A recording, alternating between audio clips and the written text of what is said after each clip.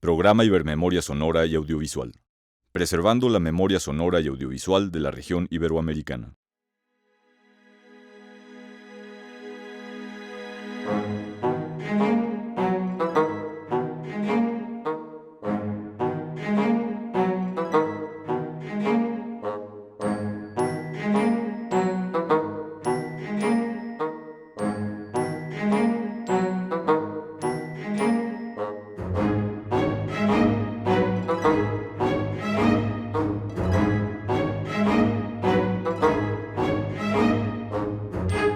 Hola, bienvenidas y bienvenidos a otra capacitación que súper amablemente la Fonoteca Nacional de México realiza, específicamente su Departamento de Digitalización.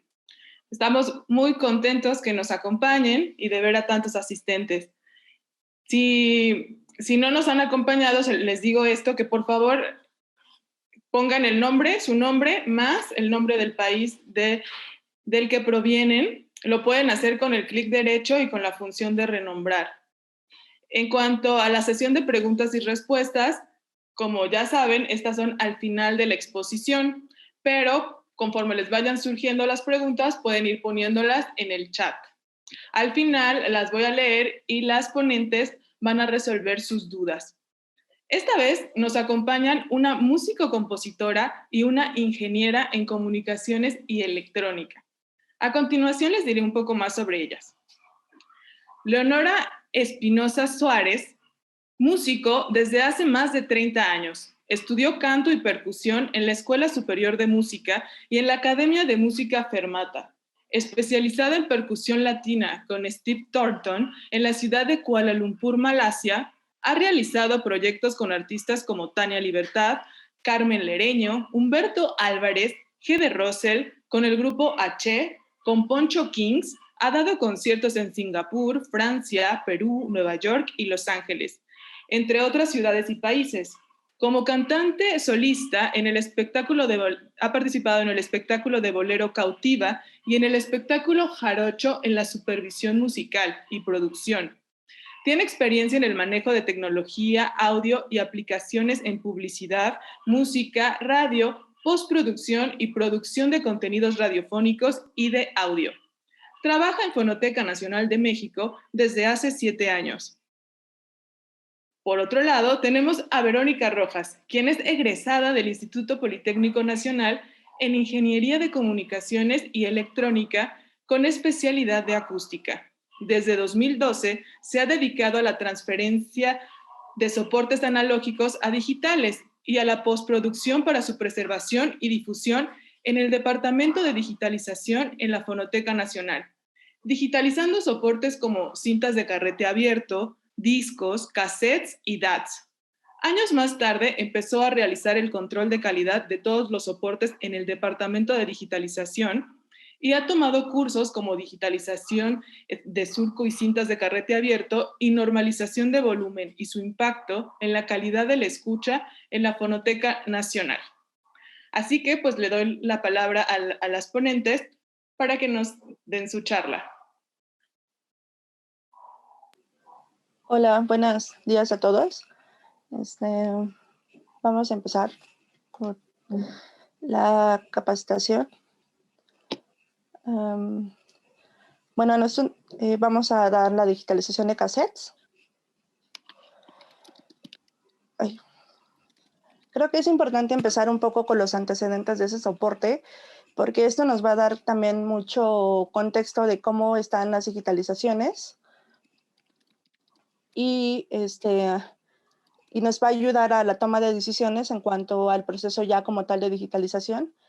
Entonces, me gustaría empezar porque, como bien dice la línea de tiempo, a principios de la década de los 60, aproximadamente en el 62-63, la compañía Philips lanzó las primeras reproductoras y grabadoras para cintas de cassette. Estas inicialmente fueron pensadas para hacer la sustitución de lo que es el magnetófono, que nuestros compañeros, si estuvieron de cintas de carrete, hablaron un poco de él.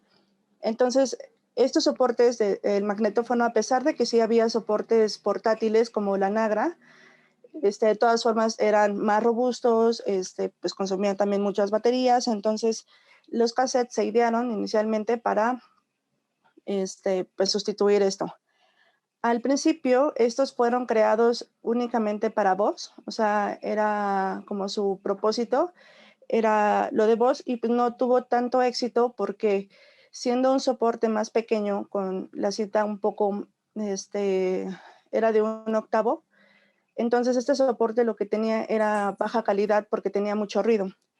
Entonces eso coadyuvó a que no tuviera tanto éxito en la década de los 60, pero ya con el paso del tiempo vamos a ver que esto empezaba a tener un poquito más de importancia porque, sabemos que la cinta magnética como tal tiene ruido inherente en el material debido a que la dispersión de las partículas en el medio y la presencia de depende de la cantidad de ancho de la cinta y un poco también de la velocidad a la que sea grabada.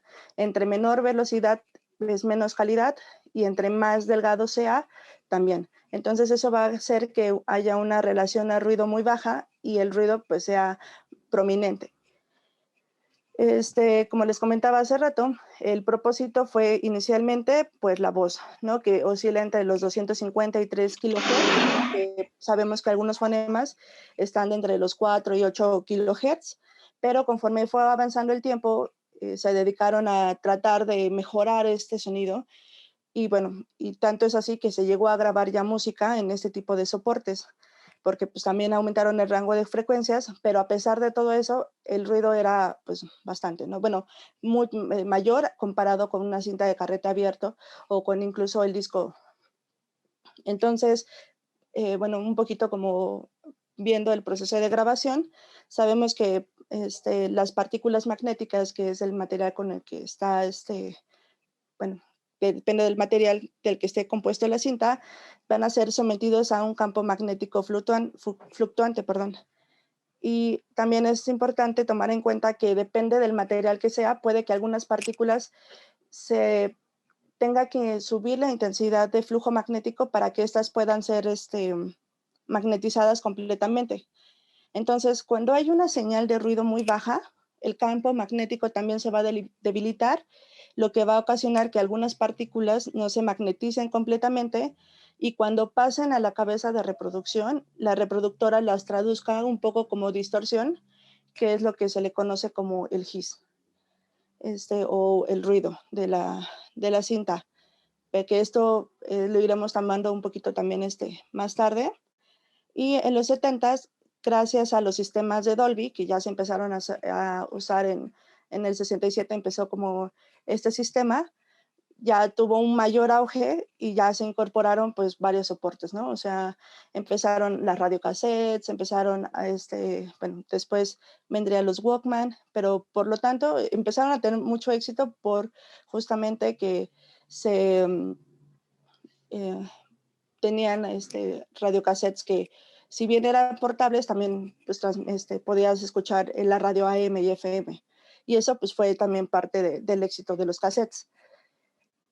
Otra cosa es que también podían hacer grabaciones caseras, ¿no? Porque finalmente era como un sistema un poco sencillo y eso permitía que nosotros o el usuario pudiera grabar, por ejemplo, lo que escuchaba en el radio, ¿no? Que muchas veces, y digo, yo también lo hice, que sonaba una canción y lo ponías a grabar en tu cassette y bueno, de ahí también viene un poco de, pues varias cintas caseras, porque pues exactamente como era un sistema muy portátil y fácil de manejar, entonces eso ayudó a que pudiera tener un auge ya en los años de los 80s, que a pesar que en el 84 ya se empezó a inventar el Dixman y el CD empezó a tener también un poco de presencia, como en los discos, el formato del Discman no era tan estable, es decir, si ibas caminando, por ejemplo, la grabación podía pararse y eso, cosa que con el cassette no pasaba. Y eso entonces ayudó a que el cassette tuviera un poco más de tiempo, de vida, para que la gente pudiera seguirlos usando todavía a, a los 2000 más o menos, estos siguieron teniendo presencia hasta que ya de plano el disco pues llegó a suplirlos y pues ya, eso es como los antecedentes y les comentaba que es importante saberlo porque varias de las grabaciones con las que nos vamos a encontrar son grabaciones caseras. Bueno, al menos a nosotros por experiencia nos han llegado coleccionistas que son grabaciones caseras, que tienen ruido, mucho ruido de fondo, que pues también no era como una o sea, totalmente profesional. Entonces eso ayuda a que también trabajarlo, digitalizarlo sea un poco laborioso, por así decirlo. Pero entonces es un poco también de los antecedentes que me parece como importante para la toma de decisiones a la hora de digitalizar cualquier soporte. Entonces vamos a los tipos de reproductores que más o menos ya expliqué, que estaba justamente el radiocassette, que era, podías poner tu cassette y podías aparte sintonizar la radio y era pues muy usual, ¿no? Tenerlo. La pletina portátil, que era justamente para pues, grabaciones de campo o muchas veces lo ocupaban como periodistas para entrevistas y ese tipo de cosas. Los Monster o de Boombox, estos pues ya como que igual la escena del hip hop los trajo mucho como de moda y también había como ciertas particulares de esto que pues tenía también su radio e incluso tenía ecualizador por bandas, que eso pues también era un plus, ¿no? Y ya estaban también los deck y caseteras profesionales, que las que se grababan, y el mini cassette, que como su nombre lo dice, es un cassette muy pequeño y, y era mucho más portátil o mucho más fácil de manejar. Entonces, nosotros en Fonoteca Nacional usamos regularmente, tenemos unas caseteras Denon, que prácticamente sus características pues son que tienen modo de reproducción y grabación, que te tienen un memory stop y también pueden copiar a una alta velocidad o una velocidad normal. Tiene esta reducción de ruido de Dolby que veremos un poquito más adelante y el ajuste manual de vías, ¿no? Un poquito hablando de los componentes de la casetera, pues para quienes estuvieron en la reunión de las cintas de carrete abierto, tiene la diferencia que en la parte central tiene el cabeza de reproducción y grabación, a diferencia de las máquinas de carrete abierto que tenía una de reproducción y una de grabación independientes. Y esta pues empieza del lado izquierdo con una cabeza borradora, que era prácticamente cuando alguien quería grabar, pues pasaba primero por la cabeza de borrado para que la información fuera, en caso de que el cassette fuera reusado, las partículas magnéticas se desacomodaran y pudiera empezar otra vez a grabar. Tiene el portacarretes, que es básicamente donde se soporta el cassette. Y esto tienen aparte unos engranes por dentro, ahorita no se ve, pero tienen engranes por dentro que al momento de dar para adelantar o regresar, esos engranes se van colocando dependiendo en qué carrete, de qué función vaya a ser, se va colocando en cada carrete, lo que va a provocar que se rebobine la cinta. También tiene una lengüeta para cierre, que era pues prácticamente como podías abrir la casetera, pues tenía como para atorarse.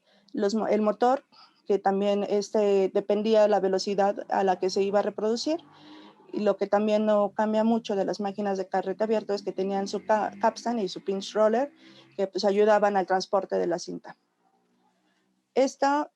También una gran diferencia de las partes de la pletina es que tienen una lengüeta de protección de grabación. Antes, los cassettes arriba tenían unas, lo diremos como unos hoyitos, donde si estaban abajo podía permitir una grabación, ¿no? Una reproducción, perdón. En cambio, si estaba sobresaliendo, esta mandaba una señal que habilitaba la cabeza de borrado para que pudiera empezar una grabación. Entonces, vamos con los tipos de cassettes, que prácticamente son los que también dependen de las reproductoras que les había comentado. Están, permítanme, okay. Hay las cintas tipo IEC, tipo 1, que están hechos de colbato de dióxido y de cromo. Fueron introducidos inicialmente por la empresa BASF y utilizan una ecualización de 70 microsegundos. Algunos artistas grabaron esta música en este formato. Mejoró la calidad de los agudos si se reproduce en una reproductora normal tipo 1, pues va a sonar agudo. El cassette tipo 2 era una cinta de doble capa de óxido férrico y dióxido de cromo, mejor conocido como ferricromo se le llamó. Y el motivo de hacer como esta mezcla de materiales era para equilibrar un poco el sonido en los bajos y en los agudos, pero la calidad no mejoraba muchísimo y sin embargo el costo era alto. Entonces estuvieron muy poquito tiempo durante los 70s, entonces su periodo de vida fue muy cortito. Y el cassette tipo 4 o de metal, que justamente como el nombre lo dice, la cinta está hecha de metal, que proporciona una mejor calidad de audio. Hay un menor desgaste cuando pasa por las cabezas de reproducción y se reconoce porque arriba, bueno, les había comentado que tenían como hoyitos, pues tienen como 3 pares de moscas, a diferencia del tipo 1 y el tipo 2. Y estas muescas nos van a ayudar para que la reproductora identifique qué tipo de cassette es. Entonces ya en las reproductoras más nuevas ya no es necesario que se ajusten, porque ya automáticamente mediante una pequeña prueba directo de la cinta ya están ajustadas. Nos vamos a regresar aquí al microcassette, que es como su nombre lo dice, es muy chiquito, es de un tamaño menor, pero a pesar de que era de un tamaño menor, el grosor de la cinta era el mismo que el grosor del cassette original, y esto era exclusivamente para grabar voz en los años 70s, 80s. Y pues la velocidad de sonido, que era como les había comentado hace rato, que depende mucho la velocidad que tenga para saber si la calidad también es buena, pues era baja porque se reproducía 2.4 centímetros, a diferencia del cassette original, que era como 9 centímetros sobre segundo, ¿no? Entonces, esto fue creado primero por Olympus en 1960 con una salida mono, y ya después General Electric lo fabrica con una mejor calidad. Y pues ya por último tenemos el DAT, que es pues una señal de grabación y de reproducción digital, y fue desarrollado por Sony por los años 87. Y esta utiliza una cinta magnética de 4 milímetros de ancho, y como su nombre lo indica, la grabación se realiza de forma digital, teniendo una tasa de muestreo igual que un CD, que más o menos, o un formato WAV, que son 44.1 kHz o 48 a 16 bits de cuantificación.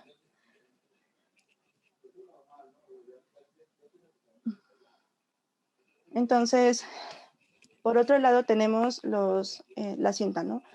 La cinta se va a dividir prácticamente en dos canales, que va a tener 4 pistas, dos pistas por canal. Entonces, del lado de arriba teníamos el lado A, que corría para la derecha, y cuando se hacían en los cabezales, por ejemplo, los que eran autorreversibles, había unas cabezas que eran como de 4 pistas, y eso hacía que pudiera tener la capacidad, la cabeza, de leer el lado B sin necesidad de estar cambiando el cassette manualmente, porque anteriormente había cabezas mono que solo tenían una sección de contacto magnético, o sea, un canal, el estéreo que ya eran justamente estas dos secciones de cada lado L y R, y pues como lo comenté ahorita, pues las autorreversibles que ya eran 4 canales, pero que tenían 2 pistas estereofónicas dobles, que es prácticamente pues para leer cada canal. El ancho de la cinta era de 1/8, lo cual hacía justamente que la calidad fuera un poco mala, porque entre cada canal tenía que tener una separación de 0.6 milímetros para que uno no afectara el campo magnético a los demás canales y no hubiera problema. Entonces, eso dejaba un rango muy corto para grabar este sonido. Y eso era también justamente lo que dificultó un buen para la calidad de los cassettes. Entonces, para eso también fue diseñado por los años 67, pues empezaron como también en esta discusión para hacer justamente esa reducción de ruido, y se empezó a crear el sistema Dolby, que prácticamente es un circuito que emplea una fase de preénfasis en las frecuencias altas antes de que sean grabadas, para hacer que estas frecuencias sean mayores a las frecuencias que se reproduce el ruido. Y pues hay está el Dolby A, que fue el que se inventó primero y se usó como de manera profesional, y que más o menos la señal a ruido era de 10 dB. Luego continuó el Dolby B, que fue un poco más para uso doméstico, que ya lo tenía la mayoría de los equipos y estéreos populares, como que los que teníamos en casa. Entonces lo que fue tratar de mejorar el sonido. Entonces las señales de bajo nivel, pero de frecuencias altas, eran resaltadas para que el sonido no tuviera tanto ruido, no estuviera pegado tanto de lo que se podía escuchar como un hiss, y las frecuencias altas, entonces eso hacía que el sonido fuera un poquito más definido. Y ya por último está el Dolby C, que es una versión más reciente del Dolby, que implica que haya una doble compresión y que pues prácticamente se sume lo que ya se había trabajado con el Dolby A y el Dolby B para que pues reproduciera un poquito mejor la cinta. Digo, esto lo podemos ver un poquito más con mi compañera ya en el proceso de digitalización, y pues le doy la palabra a mi compañera Leonora. Hola, ¿qué tal? Buenos días. Soy Leonora. Voy a continuar con la exposición. Voy a retomar un poquito de lo que ya había hablado Verónica, mi compañera. Solo para retomar algunos pequeños puntos. El cassette entonces es una cinta magnética para grabar y reproducir audio, embobinada en una caja plástica compacta, y nace en el año de 1962 y más o menos es vigente hasta el 2008, que es cuando termina la fabricación del cassette. También, bueno, habló de 4 tipos de cassettes, que el tipo 1, el 2, el 3 y el 4. ¿Sí me escuchan, verdad? Sí. Sí. Okay. Sí, te escuchamos. Ok. El 1 es de óxido férrico, el 2 es de cobalto y cromo, el 3 es de óxido férrico y cromo, y el cuarto, el tipo 4, es de metal. ¿A qué suenan este tipo de cassettes? Pues yo creo que al avanzar el tiempo y la tecnología, había más contenido de frecuencias, más información audible. El que estas cintas tuvieran un mayor recubrimiento, que fueran más fuertes, hizo que fuera posible tener más ancho de banda. ¿Qué es el ancho de banda? El ancho de banda es la distancia entre lo más grave y lo más agudo de una señal. Entonces nos dio un mayor ancho de banda, ¿no? También, entre otras cosas, pues generó menos ruido, menos hiss, que es lo que comentaba mi compañera Verónica, ¿no? Así se le llama al ruido específicamente del cassette, es el hiss. La cinta, el grosor de la cinta del cassette es menor que el grosor de una cinta de carrete. Es más o menos la mitad del grosor y del ancho. No sé si comentó mi compañera, Vero, creo que según lo que tengo entendido es que el ancho de la cinta es de 1/8 de pulgada y el grosor es de 26 micrómetros en la de 60 minutos. A este tipo de cinta se le llama double play. Y cuando se empezó a alargar la duración de esta cinta hasta 90 minutos, bueno, después fue hasta 120, pero hacia 90 minutos, bueno, la cinta tuvo que ser más delgada para poder ser...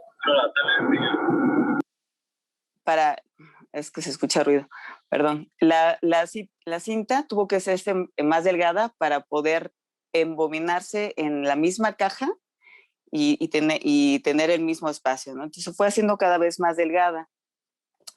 Esta cinta, a la de 90 minutos, se le llamó triple play y tiene 18 micrómetros de grosor. Lo que pasó al hacerse la cinta más delgada es que nuevamente hubo pérdida de calidad en el ancho de banda y pues se ganó ruido y obviamente se perdió calidad otra vez. Entonces, también esta cinta tendía, al ser tan larga, a romperse, a enredarse en el propio reproductor, incluso a perder pérdida de información al final de la cinta. Y pues bueno, físicamente era más frágil, ¿no? Entonces, el señor Ray Dolby inventó lo que es el reductor de ruido Dolby. ¿En qué consiste el reductor de ruido? Pues este consiste en un compander, es decir, un compresor y expansor.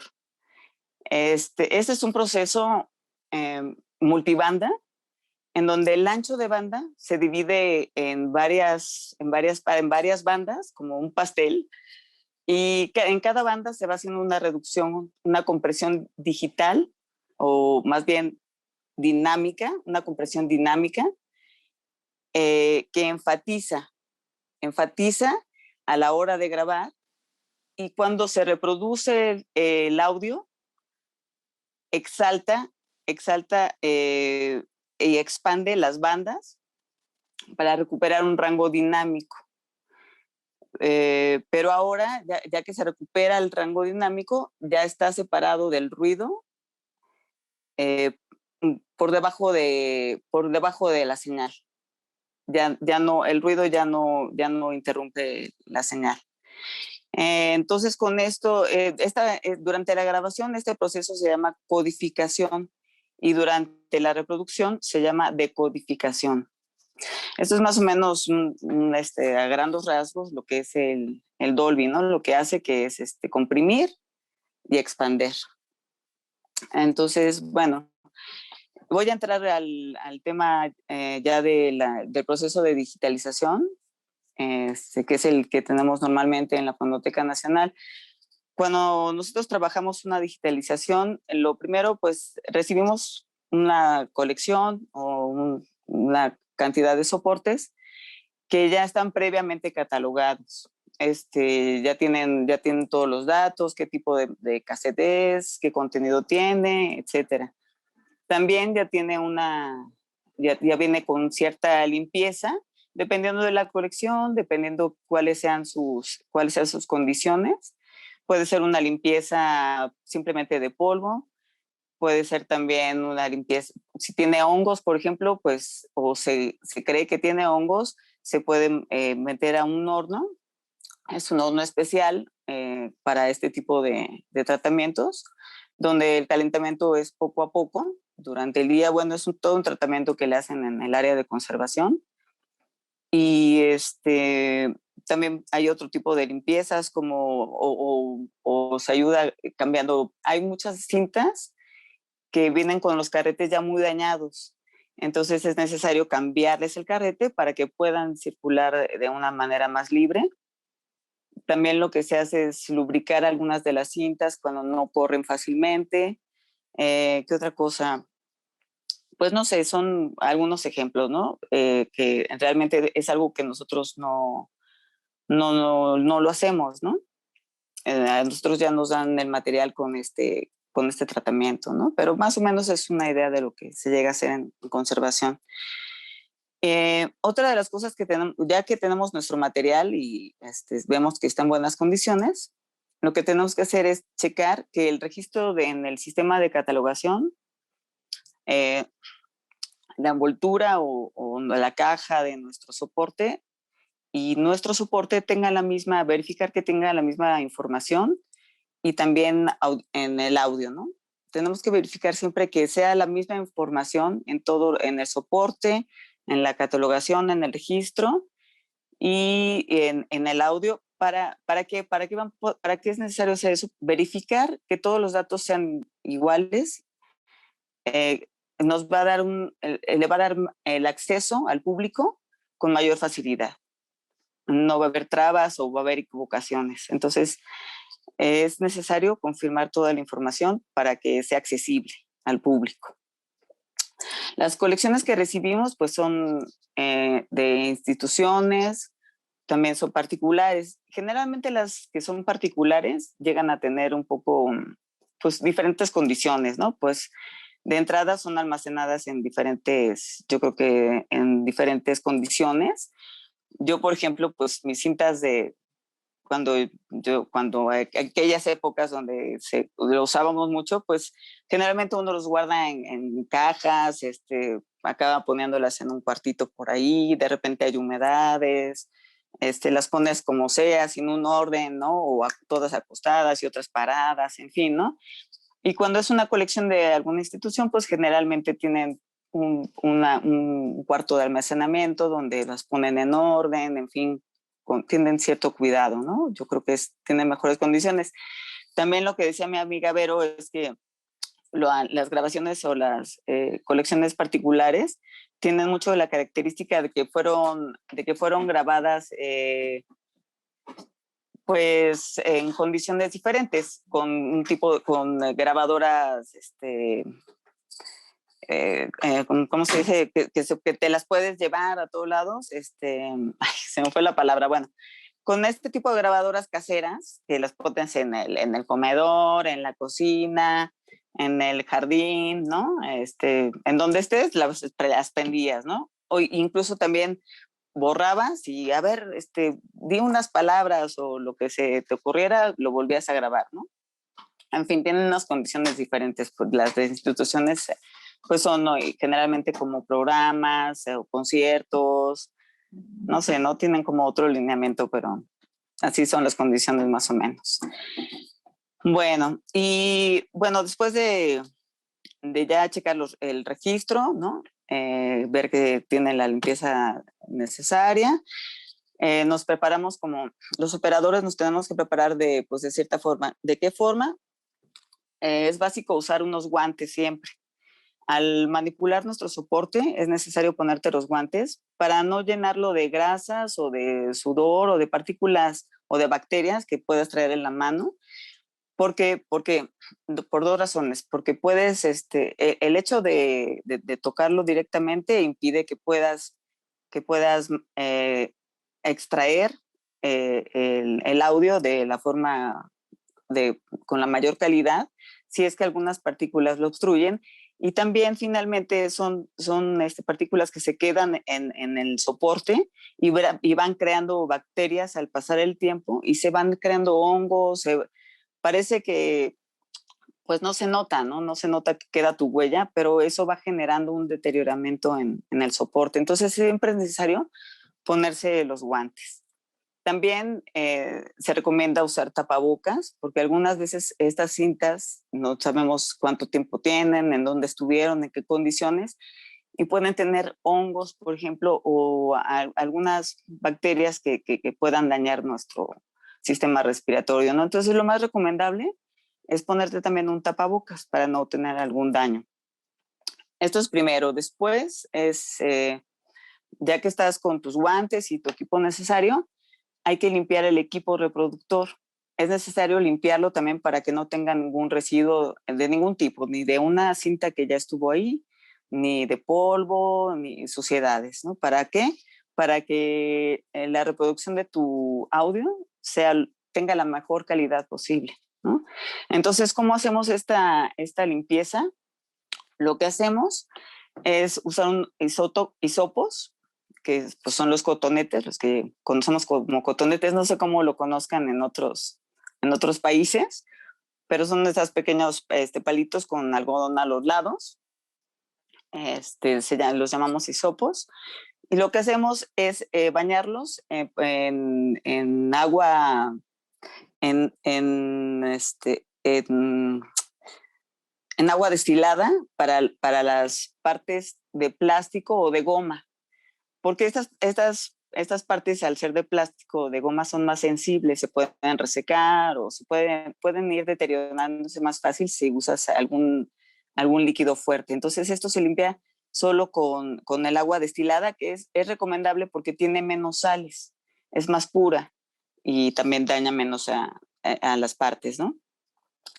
Esto solemos limpiar con el agua destilada, el pitch roller y los portacarretes, que son hechos de estos materiales. Y las partes metálicas, como la cabeza de reproducción y el capstan, los limpiamos igual con un isótopo, pero con alcohol isopropílico.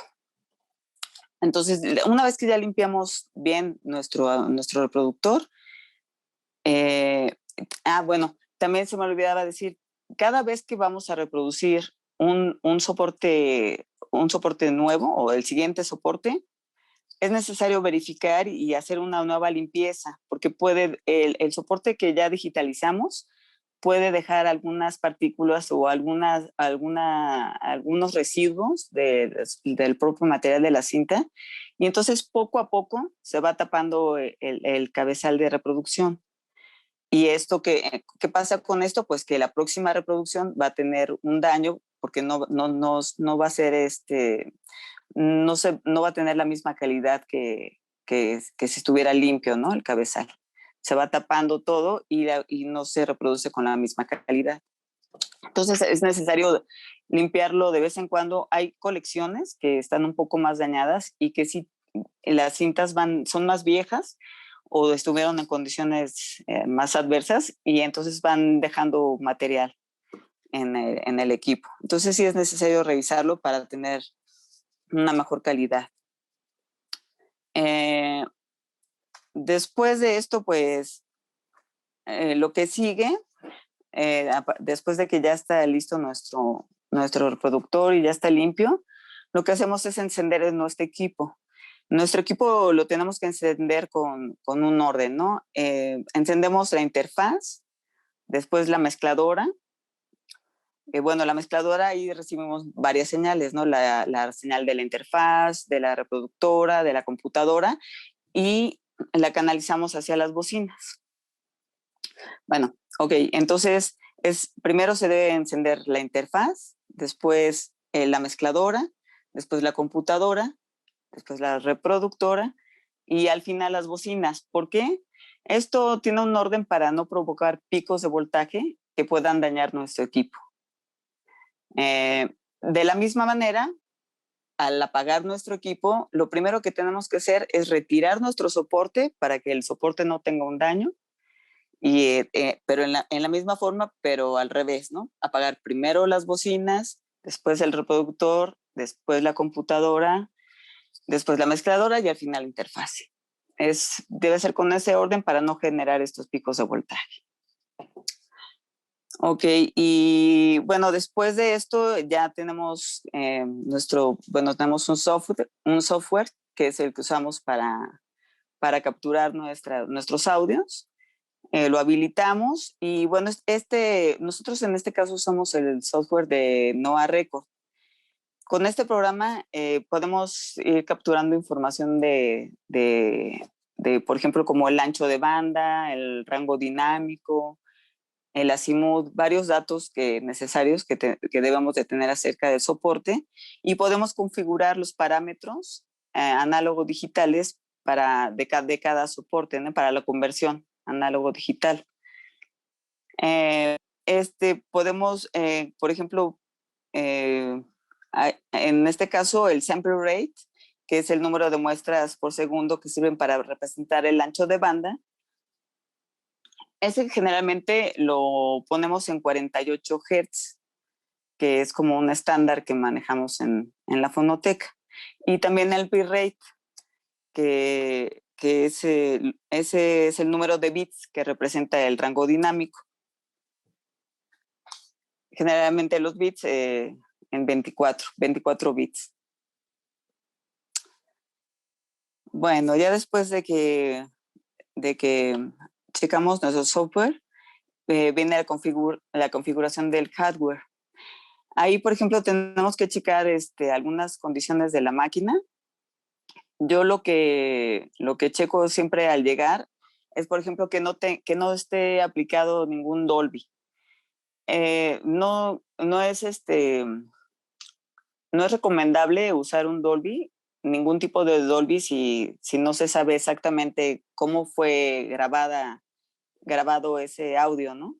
Entonces, una de las condiciones que tenemos es de no aplicar ningún Dolby, a menos que el coleccionista nos dé la indicación de que se usó ese Dolby para esa reproducción.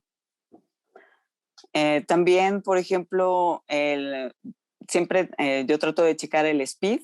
Tiene un botón de speed la máquina, y es muy frágil, se mueve muy fácilmente, ¿no? Al limpiarla puede moverse un poco, y si este botón está en otra posición, aunque sea un poquito, puede variar la velocidad de nuestro audio. Entonces vamos a reproducir algo que no es original, ¿no? Que no tiene la calidad que debe tener.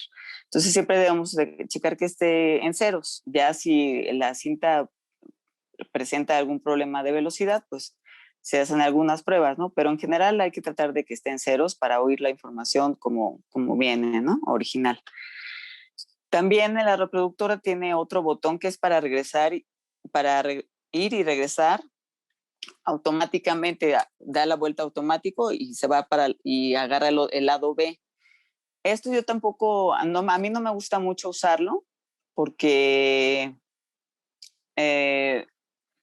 a veces al cambiar automáticamente se come un poco de la información que está al principio o al final.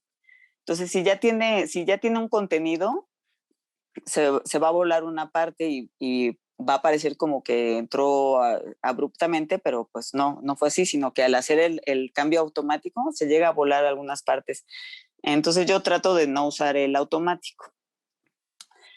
Bueno, ya después de que revisamos algunos puntos, como estos botones, montamos nuestro soporte en la reproductora, y lo primero que recomendamos también es rebobinar la cinta hasta el final y otra vez al principio. ¿Para qué?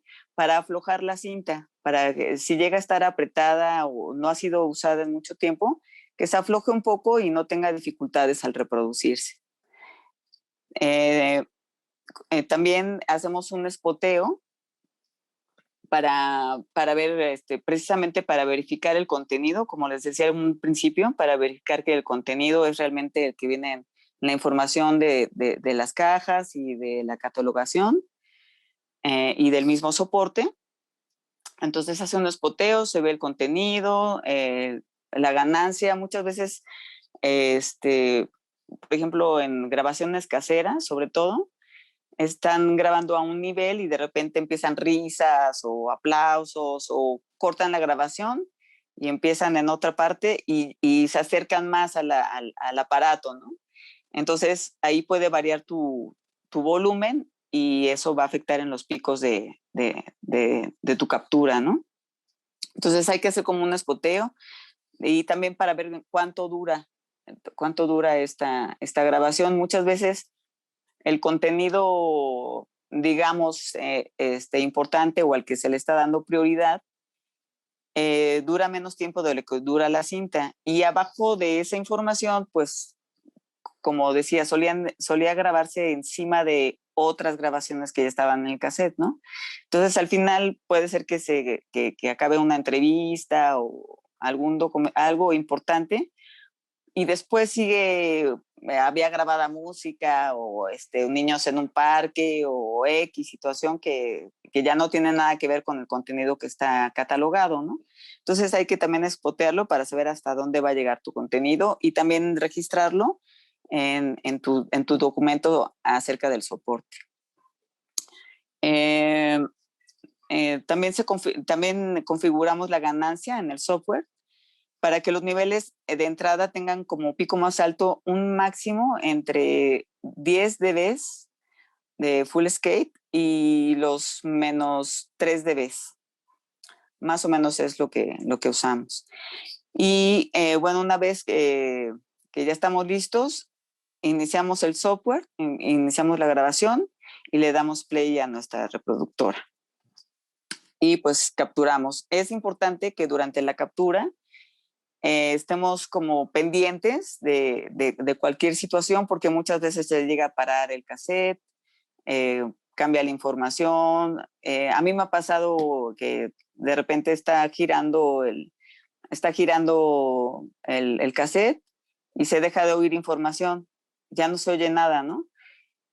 Y aparentemente podría ser, bueno, pues ya se acabó, ya no hay grabación, pero muchas veces, por ejemplo, se cae la goma que hace contacto.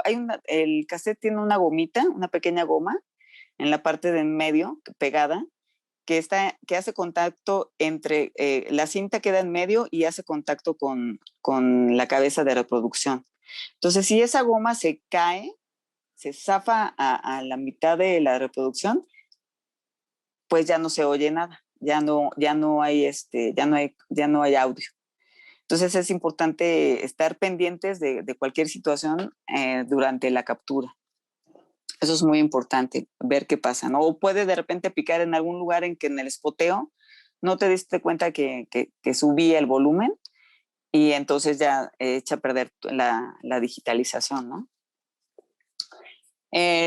Bueno, una vez ya terminada la digitalización, se mandan los archivos en WAV a una carpeta contenedora. Esto se manda a otro departamento de Quality Check para que en este departamento le den una palomita de que fue procesada como era necesario, que tiene las condiciones y que está bien hecha. Y entonces, una vez ya que pasa Quality Check, se ingesta en el sistema de la fonoteca. En el caso de que esté muy dañado el audio, por ejemplo, de que, no sé, que tenga mucho ruido, de que se corte demasiado, que tenga cambios bruscos de velocidad, pero muy irregulares, no sé, hay muchos casos muy particulares y que se tenga que rescatar esa colección, lo que se hace también es enviarlo a otro departamento que es el de restauración. Entonces ya con autorización del coleccionista, si es necesario, si dice, no, pues sí quiero rescatar esta información, autorizo para que esto se restaure. Entonces ya con la autorización se manda al departamento de restauración y siempre conservando un original de este audio.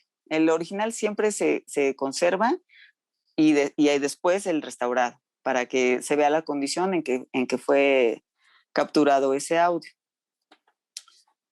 ¿Qué más? Bueno, siempre es necesario en nuestro procedimiento hacer un registro lo más puntual posible acerca de todas las condiciones que tiene cada soporte. Tenemos una lista de incidencias en las que podemos reportar. Debemos reportar desde qué tipo de cinta es, ¿no? Que si es 1, 2, 3 o 4. en cuántos hertz, cuántos bits lo capturaste, si venían buenas condiciones, si no venían buenas condiciones. Obviamente corroborar que los datos de todos del soporte y de catalogación y todo era correcto. Y entre otras cosas, debemos puntualizar si tenía alguna incidencia.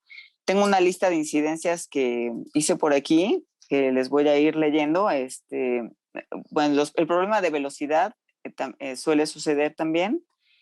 En ese caso también hay que, si son pequeñas partes, pues nada más debemos puntualizar en qué minutos sucedían esos cambios de velocidad, pero si no afectan en realidad todo el audio, no es tan importante, y en el otro caso pues se manda a restaurar, ¿no? Si es algo más grave.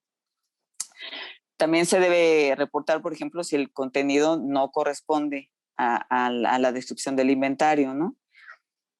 Por ejemplo, muchas veces también otra cosa que sucede es que muchas de los contenidos empiezan, o de los audios, empiezan o terminan abruptamente. Es decir, parecía que más bien no tienen un comienzo, no dicen, hola, ¿qué tal? O no empiezan hablando alguien, ¿no? Cortadamente, y terminan también abruptamente, sin terminar ninguna sesión de una entrevista ni nada. Entonces, eso lo tenemos que también puntualizar en nuestro registro para que quede en la nota de que no estaba completo el audio.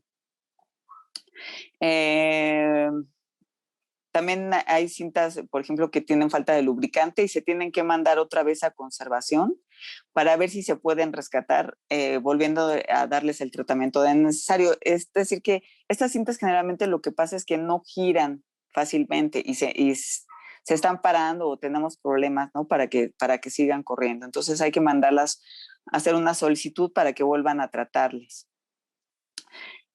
También hay cintas que al parecer el carrete está bien, pero ya cuando las reproducimos, ya cuando las metemos al reproductor, empiezan a dar problemas o se llegan a estropear. Entonces también tenemos que hacer una solicitud para que hagan otro cambio del carrete o carcasa, ¿no? Le decían la carcasa. Luego le dicen, no sé quién todavía le diga así, pero es una carcasa también, ¿no? También hay muchas cintas que llegan sin contenido, que te dicen que tienen tal contenido, pero cuando las pones, las dejas correr y no hay contenido. Simplemente las dejaron correr y no pasó nada, no se grabó nada. Hay otras incidencias, el contenido extra, que es lo que mencionaba hace un rato, que muchas veces tiene una entrevista o un concierto, X contenido, y debajo de ese contenido ya estaba grabado algo más. Entonces, al acabar la información que nosotros queremos recuperar, pues sigue otro tipo de contenido. Eso también tenemos que registrarlo para que quede ahí. También hay grabaciones que tienen ruido eléctrico, cintas con mucha degradación que ya no pueden reproducirse. Hay otros soportes que también están dañados. A mí me ha tocado digitalizar algunos soportes que hay ciertos lados específicos en que siempre para la cinta, y muchas veces el mismo reproductor ya no quiere girarlo, y aunque lo cambies a distinto reproductor, porque también hay que hacer la prueba con un mismo soporte en diferentes reproductores cuando presenta algún problema. Eso es muy importante porque muchas veces funcionan con un reproductor y con otros no. Entonces, yo lo que he hecho en ese tipo de soportes que se paran en algunos lados específicos y ya no se pueden girar, es usar el antiguo método de la pluma Bic, y lo que hago es moverla poco a poco de manera manual para que se vaya aflojando. Me ha tocado capturar este tipo de información en pequeños pedacitos conforme me lo permite la cinta, y después vuelve a parar y después vuelvo a retomar la parte antes de lo que digitalicé, lo regreso y vuelvo a capturar, y es un trabajo un poco más minucioso porque pues sí lleva más tiempo, pero finalmente se recupera la información de alguna forma y al final lo que se hace pues es una edición de estas partes para lograr un audio completo, ¿no? Un contenido completo.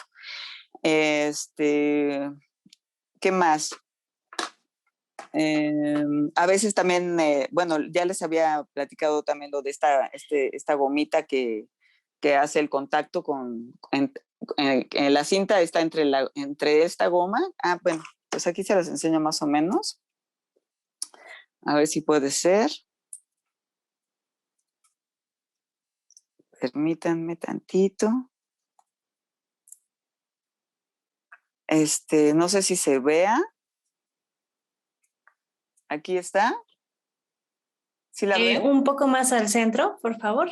¿Así? Más abajo, más abajo. A ver. A tu izquierda. A la izquierda. Eso, perfecto. Ahí es lo esta vemos. gomita. Esta gomita hace contacto, aprieta la cinta contra el reproductor, contra el cabezal de reproducción, ¿no? Entonces, si esta gomita se zafa cuando se está reproduciendo, o incluso a veces ya no la traen y no nos damos cuenta, bueno, por eso hay que revisarlo antes. Y miren cómo funciona perfecto esta pluma. Es del tamaño ideal. Entonces, esta gomita se llega a zafar y entonces ya no se oye nada, ¿no? Porque no hace contacto con el cabezal de reproducción.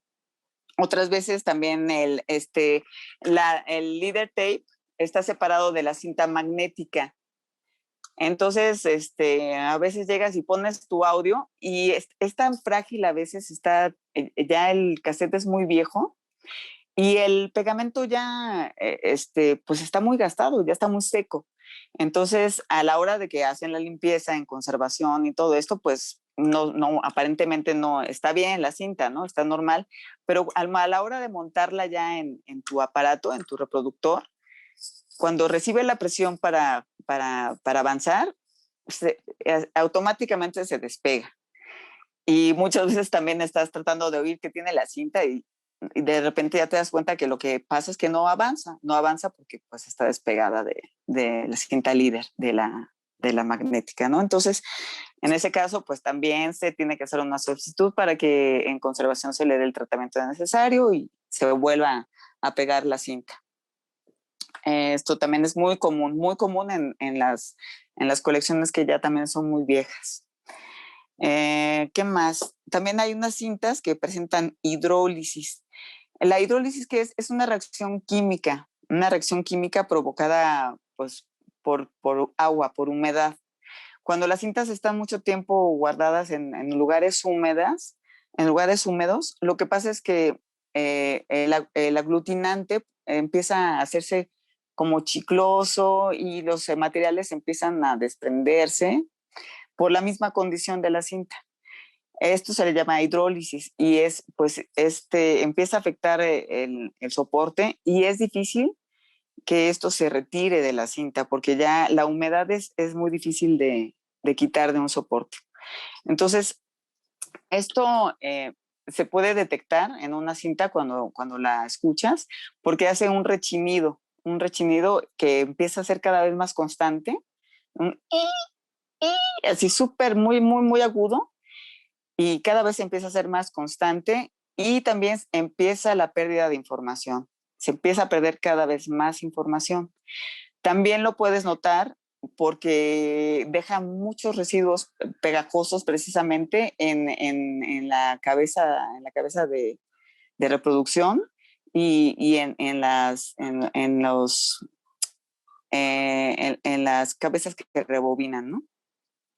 Entonces siempre hay que también estar pendientes, también es lo que les decía en la limpieza, porque ahí te puedes dar cuenta si las cintas tienen algún tipo de daño mayor. En el caso que tengan hidrólisis, pues también se tienen que mandar a conservación, hacer toda una solicitud y que se deben hornear y recibir el tratamiento necesario.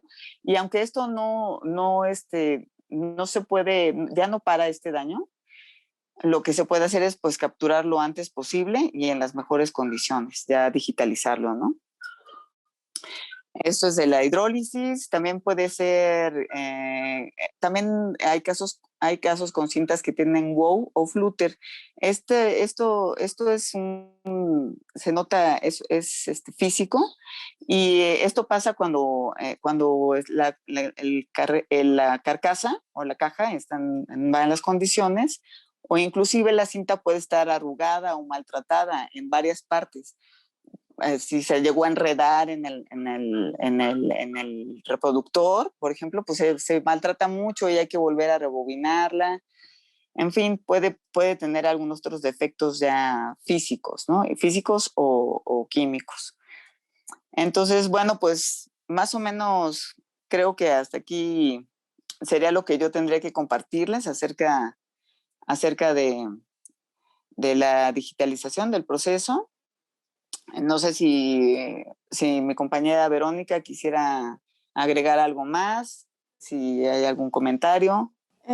Sí, o sea, bueno, por ejemplo, de los problemas de wow y flutter, regularmente son o tienden a pasar cuando justamente la cinta se estira un poco también, ¿no? Hay veces que la cinta se estira, o justamente en la pletina, los motores, hay veces que empiezan a tener este tipo de fallas que hacen que ya no corran bien, y eso hace que la velocidad varíe un poco y que haya este tipo de problemas, ¿no? También influye mucho el material del tipo de cassette, ¿no? Porque, como lo decía mi compañera Leonora, había cassettes de duración de 90 o 120 que, como querían hacer más duración o más tiempo para grabar, entonces la cinta le iban haciendo menos gruesa, y esa cinta es súper, súper delicada. Entonces es muy fácil que se rompa, es muy fácil que se estire.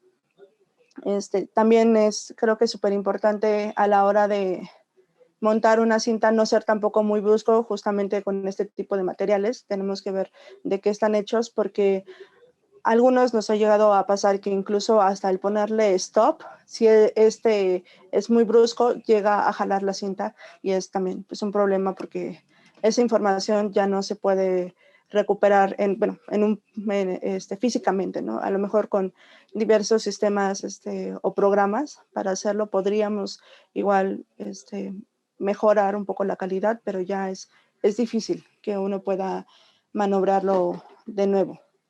Y con respecto igual de la hidrólisis, estaba viendo algunas de las preguntas, y realmente son procesos que hace el área de conservación, como lo comentaba mi compañera, porque son procesos como súper específicos, un horneado a una temperatura específica para parar un poco ese tipo de humedad, que finalmente, vuelvo a repetir lo mismo, son problemas que ya no son reversibles. Entonces sí hay que tener también un buen de cuidado con este tipo de problemas físicos de la cinta, tanto con los hongos, porque en primera son dañinos para nuestra salud, y es por eso que también el uso de cubrebocas siempre nos ayuda muchísimo.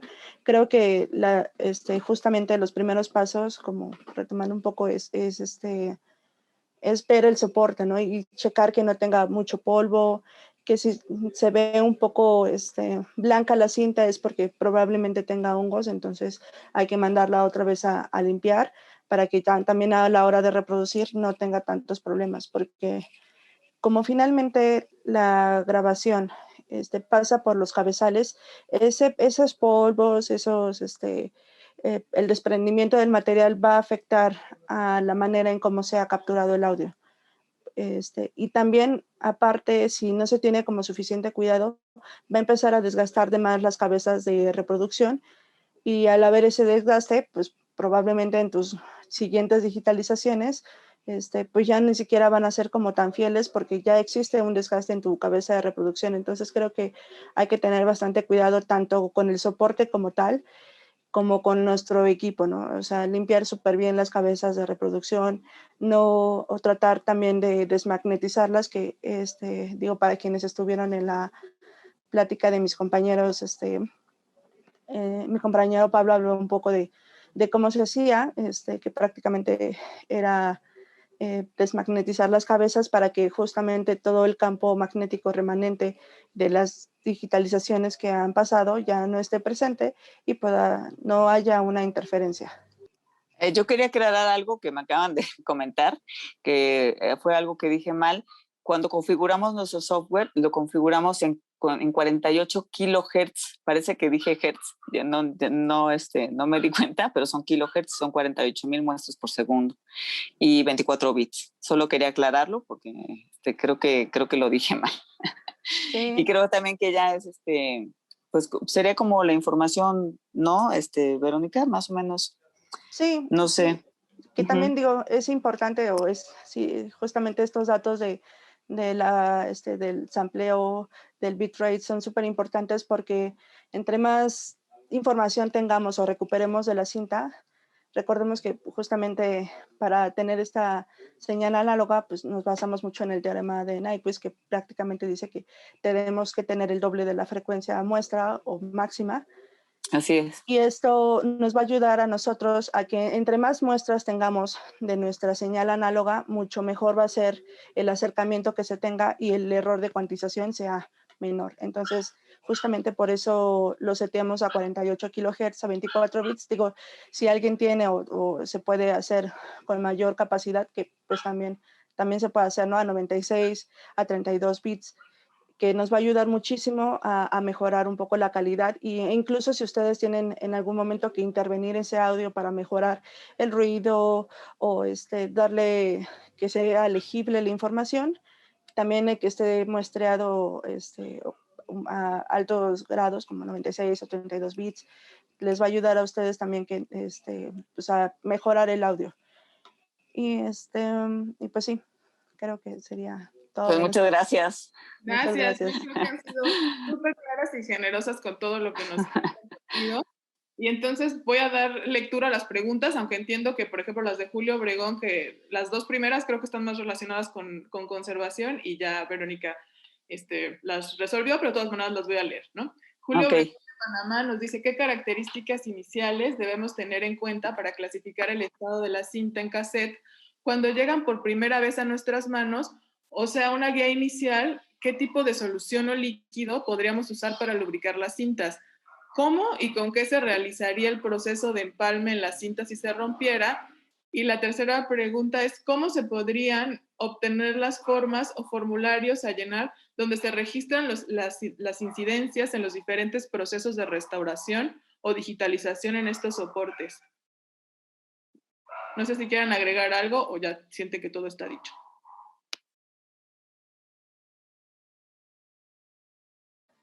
Pues, bueno, creo que sí lo había comentado también mi compañera.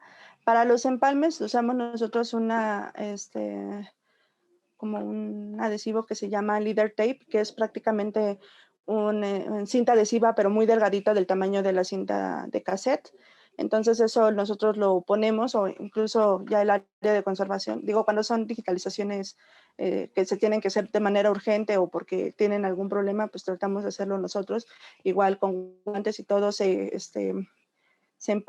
junta la cinta y se pone el leader tape, que como les comentaba es como una cinta adhesiva del tamaño de la cinta de cassette para que ya esté como que se pegue, ¿no? Que justamente también comentaba mi compañera Leonora que pues también por el daño este tipo de cintas se va desgastando y todo el pegamento a veces pues dificulta un poco la digitalización porque se va a las capas posteriores y hay veces que, como decía también Leo, hay que estar rebobinando y todo el cassette para justamente que no haya como estos, que no se pegue la cinta y no obstruya con la reproducción. En cuanto a las incidencias, yo creo que, pues, no sé si la persona que hizo la pregunta, si hace este trabajo en su casa, sus digitalizaciones, no sé en dónde lo haga, pero yo creo que esa es como la experiencia de cuando lo vas haciendo, pues ver qué tipo de problemas vas presentando también, ¿no? De cuando se corta la grabación, de que se separa. Más bien es como hacer un propio registro, pero pues no sé, no tenemos realmente un registro de incidencias como público. No sé, ¿tú qué opinas, Vero? Yo creo que debe ser como en la experiencia, ¿no? De Sí, lo que se son vaya como muy presentando. particulares. Y pues ya con lo que les dijimos ahorita, yo creo, de este tipo de casos como muy específicos como la hidrólisis, ¿no? Este rechinido, el que sacan, que se queda material pegado. Como hay cosas ya más específicas en las que ya se sabe que el deterioro del soporte pues es más eminente, ¿no? Que sí hay que rescatarlo más rápido y hay que buscar la forma de darle un tratamiento. No sé si esta persona que nos preguntó tenga la forma de hacer este tipo de ajustes como en conservación, ¿no? Como un horno, ¿no? Cómo hacerlo. De acuerdo, muchas gracias. Uh-huh. Por su parte, déjame porque ya se me movió, Dunia Ramírez de Bolivia pregunta cuáles son las mejores condiciones de conservación. Aunque creo que ese no es como su tema, ¿no? Porque ustedes son como digitalización. Entonces, si quieres, paso a la siguiente pregunta de Julio Obregón, de Panamá, que dice, ¿cuál es el nivel de calidad que se puede obtener de estas cintas en comparación a las cintas de carrete abierto? Y Diego Carro de Argentina comenta que en los 80 pegaban con pintura de las uñas de forma casera, claro, la cinta. Sí, quizás si pudieran igual abordar brevemente y darles un consejo de preservación, si es que lo tienen, si no, bueno, podemos pasar a las siguientes preguntas que nos hizo el favor de leer Anaís.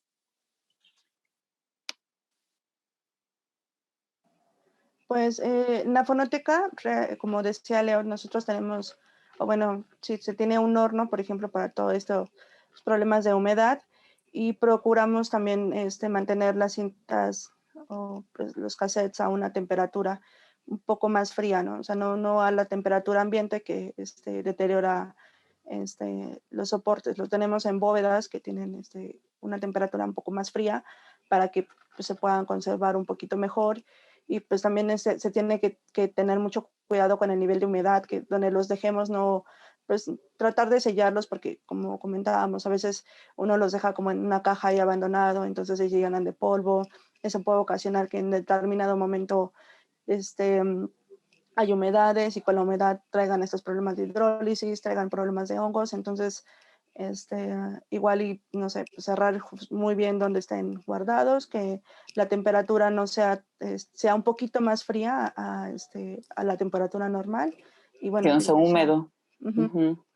Sí, eso sería como un poco, si no se tienen como tal unas condiciones para mantenerlo.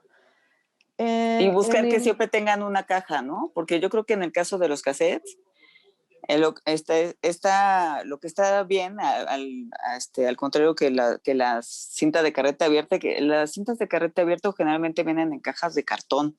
Entonces esas cajas pues se van deformando más fácilmente, ¿no?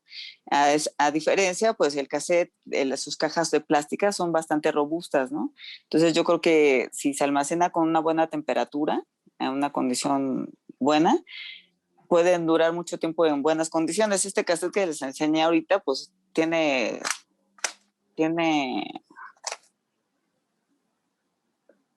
30 años, ¿no? Casi. Y pues está bien conservado porque pues su caja es robusta y estuvo en un lugar con buenas condiciones, ¿no? Entonces, yo siento que las cintas de carrete abierta son un poco más frágiles en ese sentido por sus cajas de cartón, ¿no? En fin, bueno. Y en cuanto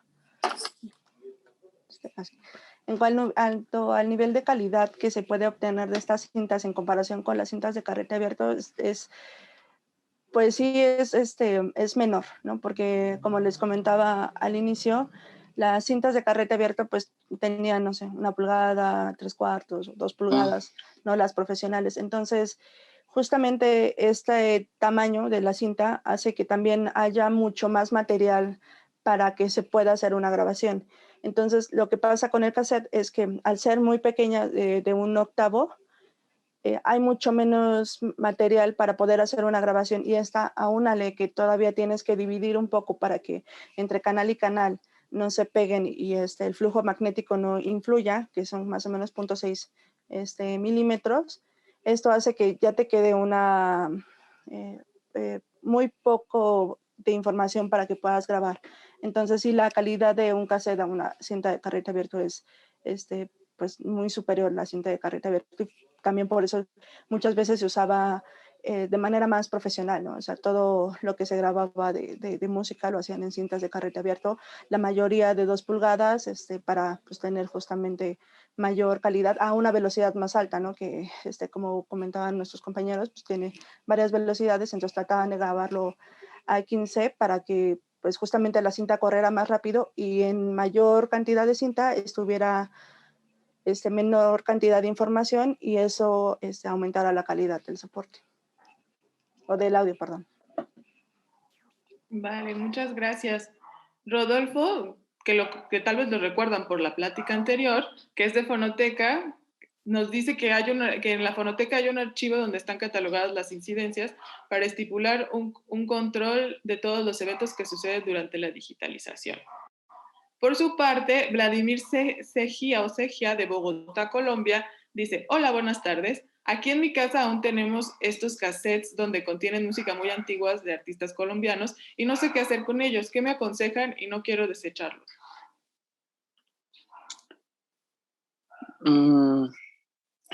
Pues yo creo que también podría ser que vieras la forma de digitalizarlos en algún otro tipo de programa, ¿no? Vero, como el Logic o Pro Tools. Sí, o sea, lo puedes digitalizar, digo, también teniendo en Caseramente. cuenta, de una manera casera, si es que no lo puedes hacer de una manera profesional. Ya hay ahorita varios convertidores análogo digital que justamente también, justo por la nostalgia que de repente les entró a bastante gente, empezaron a crear este tipo de soportes que digo, si no es la calidad óptima, para una digitalización profesional como la que se realiza en la Fonoteca o instituciones que ya tienen como cierto grado de profesionalismo, lo puedes hacer en tu casa de manera normal, igual una interfase, en Pro Tools, en Logic. Sí, con la interfase y el programa, con eso podrías capturarlo. Ajá. Poco a poco, con paciencia.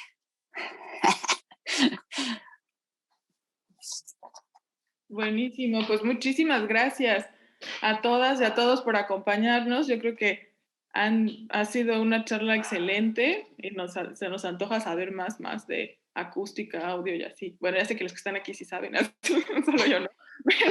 Pero bueno, muchísimas gracias. Pues los esperamos a todos y a todas en la próxima charla y gracias por acompañarnos. Nos vemos. Gracias a todos. Gracias.